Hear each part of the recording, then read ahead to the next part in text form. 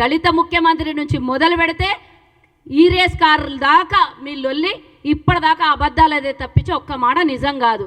మీరు 10 ఏళ్లలో రైతు బంధు రూపంలో 22,000 కోట్ల రూపాయలు రైతులకు ఇచ్చారు. అది కూడా కొండలకి, కోనలకి, గుట్టలకి, వాగులకి, చెరువులకి, హైవేలకి, వెంచర్లకి ఇస్తే 22,000 కోట్ల రూపాయలు. అది కూడా ఔటర్ రింగ్ రోడ్ని అమ్మేసి రైతు రుణమాఫీ చేసినటువంటి చరిత్ర మీది.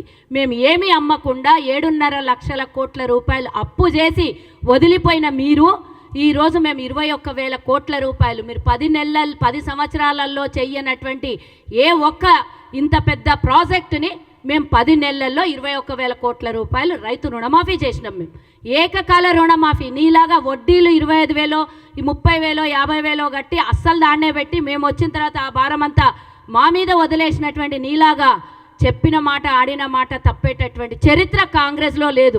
ఆ రోజు సోనియా గాంధీ తెలంగాణ ఇస్తానని ఇచ్చినటువంటి చరిత్ర మాది. సోనియా గాంధీ గారి నోట నుండి రైతు రుణమాఫీ కానీ 6 గ్యారెంటీలు కానీ సోనియా గాంధీ గారి మాట ఇందాక మా ఎమ్మెల్యే గారు అన్నట్టు ఇది శిలాశాసనం 6 గ్యారెంటీలు అనేది.